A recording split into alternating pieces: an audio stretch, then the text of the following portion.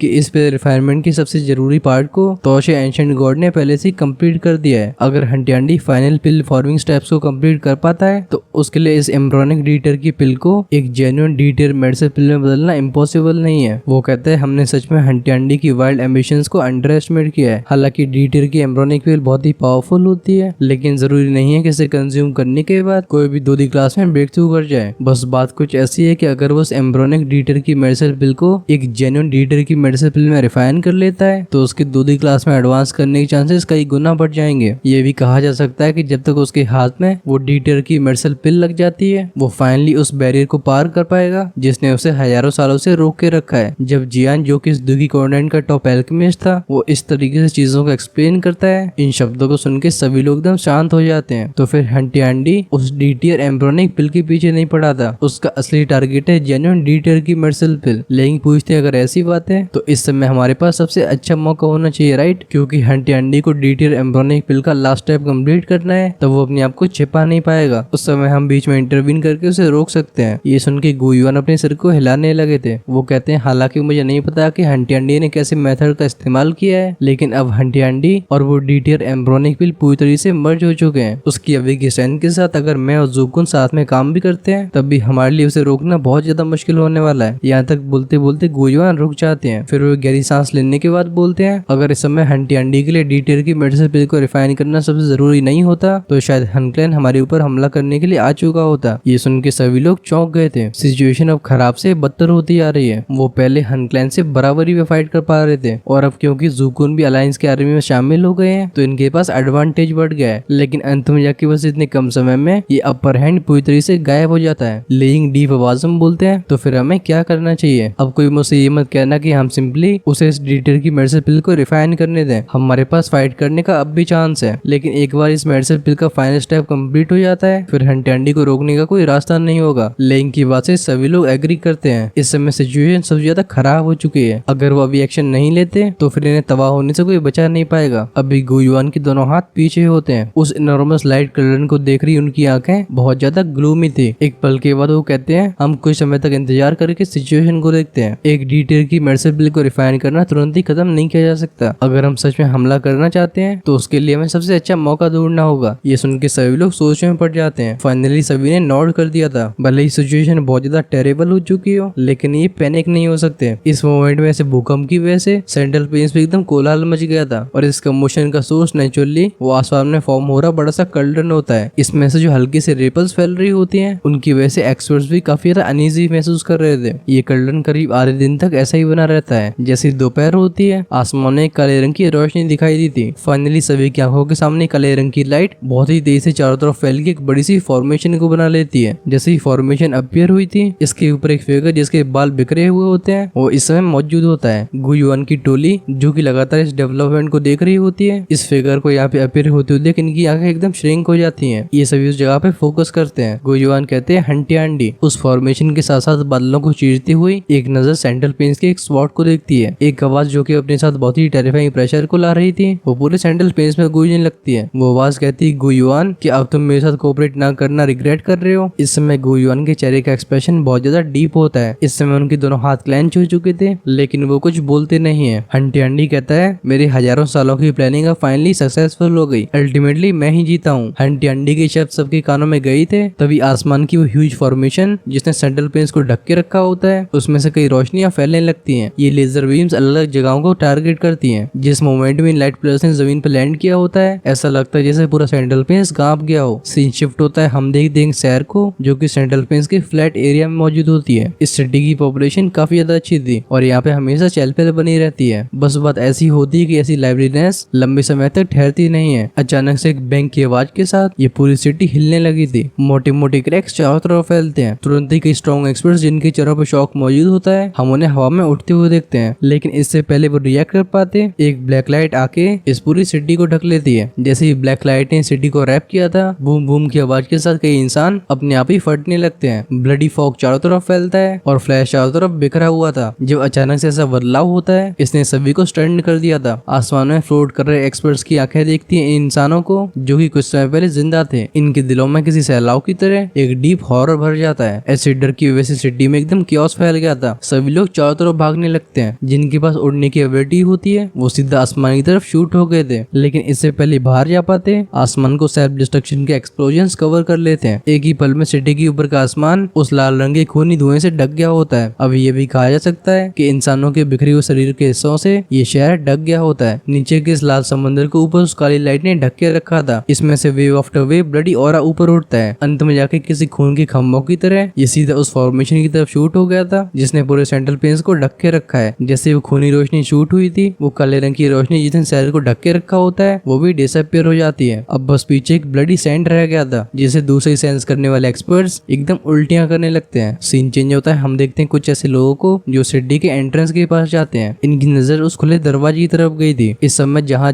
तक इनकी नजरें पहुंचती हैं वहाँ बस खून ही खून दिखाई देता है। तुरंत ही एक इंसान जो खुद को कंट्रोल नहीं कर पाता वो तेजी से चीखने लगता है। जैसे इस शहर की सिचुएशन होती है, यही सेम सीन सेंट्रल पेंस की सिटी में घट रहा होता है। ये कहा जा सकता है कि उस डेंस ब्लडी फॉग ने बेसिकली पूरे सेंट्रल पेंस के आसमान को ढक लिया है। इस समय उस हवा में भी खून का सैंड मिल गया था और जहाँ देखो वहाँ पैनिक से भरी आवाजें सुनाई देती हैं। गुयुआन, जियान और बाकी के लोग स्काई मेंशन लाइन से थोड़ी सी दूर की एक सिटी के पास खड़े होते हैं। इनकी आंखें देखती नीचे के खून के समंदर को। इनके चेहरे गुस्से के मारे पूरी तरह से ग्रीन हो गए थे। ये इंजन जिनकी आंखें नीचे के सीन को देख रही थी वो एक ठंडी सांस को भर के बोलते हैं, ये क्या हुआ? अब गुयुआन का चेहरा बहुत ही डार्क था। जैसे वो अपने हाथ को वेव करते हैं, हम देखते हैं कि नीचे की सिटी के अंदर के क्रैक्स एकदम बढ़ने लगे हैं। इसके साथ ही वो खून का ऑरा भी गायब होता है। बस बात ऐसी होती है कि जब ये क्रैक्स काफी लंबे फैल जाते हैं, नीचे अंडरग्राउंड में एक ब्लड कलर्ड फॉर्मेशन दिखाई देती है। ये जगह सफेद हड्डियों से भरी थी और इसमें से एक डार्क ऑरा आसमानी तरफ उठ रहा होता है। नीचे जमीन में छिपी इस फॉर्मेशन को देख के ये इंजन और बाकियों के चेहरे पे शॉक अपीयर हुआ था। ये कहते हैं डिवावरिंग स्पिरिट एलिमिनेटिंग लाइफ फॉर्मेशन। लेकिन दांतीमेस के बोलते हैं क्या रूटलेस टेक्निक है। ये devouring spirit eliminating life formation ancient time से ही बहुत ही विशेष फॉर्मेशन मानी जाती है। ये फॉर्मेशन अपने ऊपर के सभी जीव जंतुओं को तुरंत ही खून में बदल देती है और तो जो उस खून के अंदर की ऊर्जा होती है उसे फोर्सफुली एक्सट्रैक्ट किया जाता है। इस फॉर्मेशन के ऐसे विशेष होने की वजह से इसे बहुत पहले ही मिटा दिया गया था। अनएक्सपेक्टेड बात है कि हनक्लाइन के हाथ में लग गई है। गुयुआन ग्लूमी आवाज में बोलते हैं इन्फॉर्मेशन को हनक्लाइन के द्वारा प्लेस किया गया है। लगता है भले ही सरफेस पे ऐसा लग रहा हो जैसे हनक्लाइन सेंट्रल पेंस से बस सोल एसेंस को कलेक्ट कर रहा हो, लेकिन वो चुपचाप से पूरे सेंट्रल पेंस के अंडरग्राउंड में इस डिवावरिंग स्पिरिट एलिमिनेटिंग लाइफ फॉर्मेशन को प्लेस कर रहे थे। लगता है हनक्लाइन सच में बहुत पहले से तैयार था। जियान अपने सिर को उठा के आसमान की उस बड़ी सी फॉर्मेशन को देखता है। वो कहता है इतनी सारी डिवावरिंग स्पिरिट एलिमिनेटिंग फॉर्मेशन की वजह से